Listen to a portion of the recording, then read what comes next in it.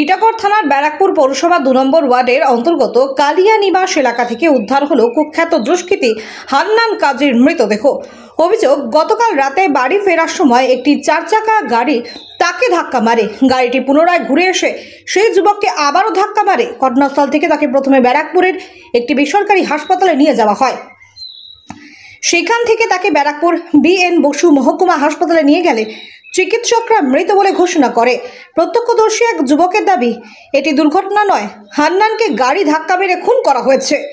ব্যারাকপুর থেকে বিশ্বজিৎ নাথের রিপোর্ট, বাংলা MG নিউজ। আমার ওই যে বাবু আছে বলে ছেলেটা যে মামার সাথে ছিল, হ্যাঁ, তো ও আমাকে ঠিক ফোন করে তখন 1:30 বাজে ফোন করছে, এরকম অ্যাক্সিডেন্ট হয়েছে বলেছে, ঠিক আছে। আচ্ছা, আমি খবর পেয়ে আমি আমার কয়েকজনকে ফোন করলাম যে অ্যাক্সিডেন্ট যত টুকুন দেখতে গিয়েছে। তো কিছু পর শুনলাম কি এরকম মানে 1:40-45 না শুনলাম যে মারা গেছে এরকম।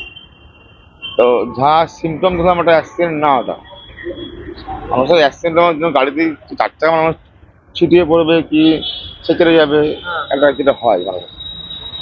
তো ওরকম কিছু না, এইখানটা পুরো এখানে পুরো কাটার এত দাগ আছে, পুরো এখানে দাগ আছে পুরো, বুকের মধ্যে পায়ের ছাপও আছে ভিতরে।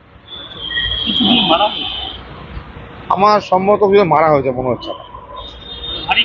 হ্যাঁ, আবার আমি তো জানি না সঠিক থাকবি না, যতটা জানি ততটাই বলবো না।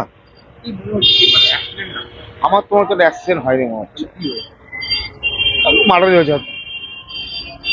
আমি তো আর মানে মানে ডাক্তার না, মানে এই না যে আমি কিছু বলে পারবো। আমার সন্দেহ দেখে যেটা মনে হলো আর কি। আমার নাম মুস্তাফা গাজী, আমার ভাগনা হয়।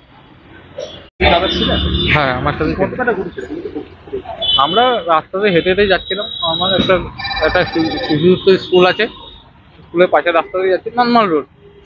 উনি একটু আগে পিছনে ছিলাম, আমরা যেমন যাই নর্মাল রোডে যেমন যাওয়া হয় তেমন যাচ্ছি। একটা পরিপূরক সময় মতন এসে পিছন থেকে সেরকম রানিংয়ে প্রেশারে মারলো, মেরে চলে গেল। আর তখন উনি আমার সামনে পড়ে গেল। এরকম পর আবার ওই জিনিসটা এবার ব্যাক এসে গাড়িটা। হ্যাঁ, তখন আমি একটু সাইডে ফোন করছি লোককে যে সবাই আসো, সাহায্যের জন্য ফোন করছি। তারপরে তো হসপিটালে নিয়ে আসলাম, সিটি হসপিটালে। তো বললো ওটা আমার তো এখন অতটা খেয়াল নেই, রাত্রেবেলা পরপুরে কি সময়ের মধ্যে হবে, সাদা রঙের 4 চাকা হঠাৎ করে। কি মনে হচ্ছে, মানে ইন্টেনশনালি মারা, পরিকল্পিত করে কি? আমার মনে হচ্ছে পরিকল্পিত, কারণ আমিও যাচ্ছি মারলে দুজনকেই মারতে পারে। একটু আগে পিছনে ছিলাম, হয়তো মারলো ওনাকেই মারলো। কি মনে হচ্ছে কারা করতে পারে, কিছু আন্দাজ, কারোর সাথে ওনার শত্রুতা ব্যক্তিগত? সেরকম শত্রুতা তো বলে কিছু নেই, এবার কার কখন কি সেটা আমি বলতে পারবো না।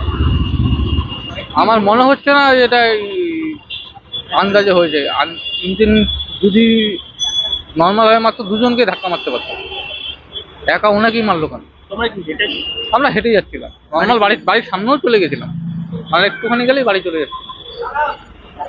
4 চাকা নিয়ে 4 চাকা নিয়ে ডাইরেক্ট 4 চাকা নিয়ে ধাক্কা দিয়ে দিল।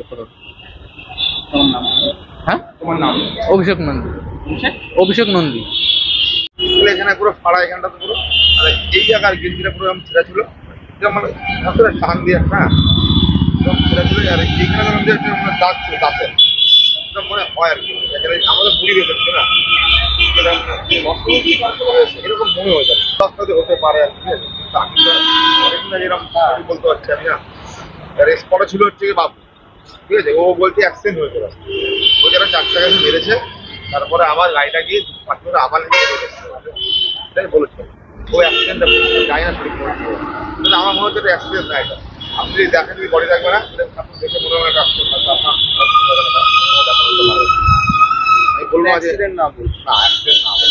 আমি জানি না যে এটা কি মারা হয়েছে, ঠিক আছে, অ্যাক্সিডেন্ট না হতে পারে কিংবা অন্য কোনো ঘটনা হতে পারে, ঠিক আছে। আপনারা প্রশাসন যাচাই করে দেখবে, পোস্টমর্টম হবে, তখন দেখা যাবে কি হবে। ওই জানে স্পট ছিল, ওই জানে ব্যাপারটা।